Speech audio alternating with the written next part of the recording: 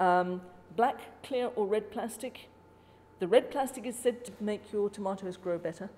I've never tried it, so I don't know, but it is expensive.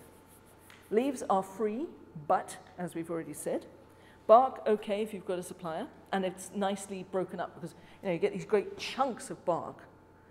Like when my husband takes bark off when he's making some of the stuff that he makes big bowls and things. It's fine, but I wish I had a bark chipper, but I don't. Sawdust is all very well, but it will use up all the nitrogen in your soil. If you're going to put sawdust down, it'll just hog all the nitrogen and you'll have to refeed a lot of nitrogen. So be careful with sawdust. And straw and hay, watch out for your weed seeds, especially with hay. Because it's, yeah, as it decomposes, all the nitrogen in the soil is actually drawn into that decomposition. Yeah, so beware of that. Harvesting. Well, we've got there. We've finally got to the stage where we can start harvesting. After all these dire things I've been telling you about, we're finally there. So try and harvest early in the morning or late in the evening, because that's when your food is actually at its best, especially early in the morning, if you can get up that early. Don't pull the heads off. Don't pull your pods off, because you might damage the plants. Take a pair of scissors or secateurs. Wait until things are fully grown, but with beans and peas and flowers, especially things like sweet peas, harvest them regularly so that they will continue to grow. Because if you leave your one bean bush until it's got a lot of pods on it, a lot of lovely, lovely, great big long beans, that's it. If you harvest regularly, it will continue to flower and it will continue to supply you with food. Dry or refrigerate, or whatever you're going to do, as soon as you can. And if you're going to use carrots and lettuces and things like that, don't wash them until you actually need to eat them, because they'll keep better if you don't. And I swear by these green ethylene bags, the green vegetable bags. They really are good. And don't put fruit and vegetables together. Fruit gives off, especially apples, gives off an ethylene gas, which will cause your vegetables to go soggy and to rot quickly. So keep your fruit and your vegetables separately in your fridge if you're going to put them together, or if you're going to put them in the fridge. So dry things if you're going to. Don't forget, if you're drying things, hang things upside down. They dry quicker. Don't ask me why, but they do. And if you're going to freeze anything, don't forget to blanch, which is putting it in very, very, very, very hot boiling water and then putting it in very cold water with a lot of ice cubes in it. It will freeze better and it will keep better. If you don't want your beans going soggy when you defrost them, blanch them. Blanch your cauliflower, blanch your broccoli, blanch your carrots, because that will help you. It will actually help the food to stay better. Storing, obviously you can, there's a whole, I do a whole series on storing as well. Jams and jellies, obviously, pickles, salsas, canned fruit, canned vegetables, frozen fruit, vegetables, drying, dehydrating. Now, don't ask me anything about dehydrating. I've never done it. So you'd have to get somebody else to talk to you about that. Root cellaring, you can root cellar in your house. You don't have to have the good old hillside with the root cellar that you walked into. You can actually root cellar in your house. Peat moss, brilliant again. Just take a box, a big box, put your potatoes in peat moss, and they'll last the whole winter through. Put your carrots in slightly damp sand and put them in the dark, not like me. I had one of those polystyrene boxes and it had a crack on the side. I didn't see the crack in the side.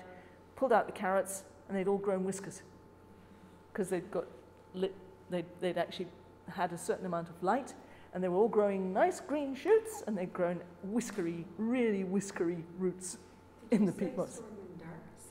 Yeah, dark, but everything needs to be stored in the dark. Otherwise, I've actually got some, believe it or not, this is in a completely dark room. There's not a chink of light in there, but my potatoes are already trying to sprout because it's slightly warmed up. Anyway, so yeah, you can root cellar an awful lot of things. Actually, there's a whole list that you can root cellar, and it's not a difficult procedure. Always use the best quality. Don't think, oh, I've had these strawberries for a week, I'll make jam out of them. It doesn't work out nicely. Buy fresh, make your jams and your jellies fresh. For any form of storage, you won't get fungal spoilage of any sort if you put stuff in that is fresh. Okay, and there's some references for you. This will go up with the film. But there's some really good references there. Earth Easy is a wonderful website. So's Apropedia. That NBCHG is a very good thing on compost. And Bernardin, who are the local jar suppliers, they've got a super website about anything to do with making pickles or whatever. And they've got a very nice little book that you can buy from Canadian Tire for about $6.95, which has got masses and masses of recipes in it. So it's really worth it.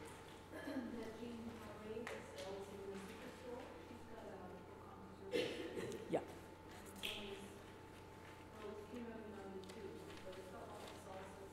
Yeah. Yeah.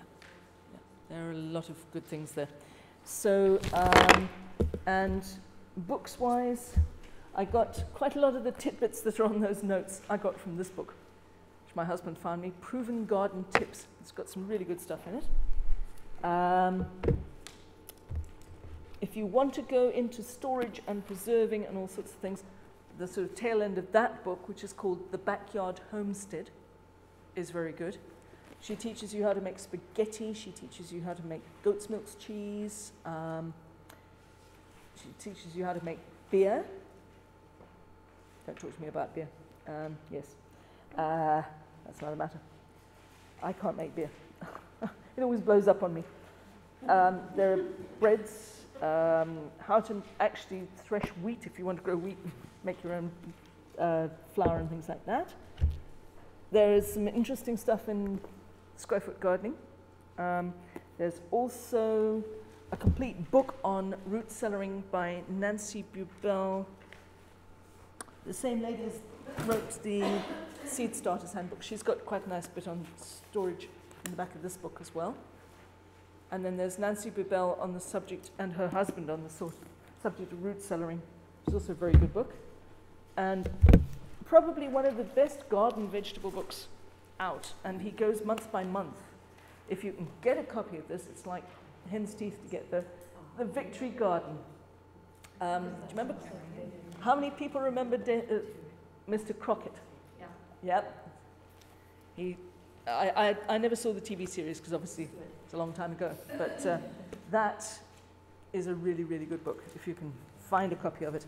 That was given to me when we first moved here, and it's been a very, very useful. It's called Crockett's Victory Garden, and it was published by Little Brown. But I was just looking at it a couple of minutes ago. It was actually published in 1977. So, but it's a good book. It's got all sorts of question and answer situations where people had problems.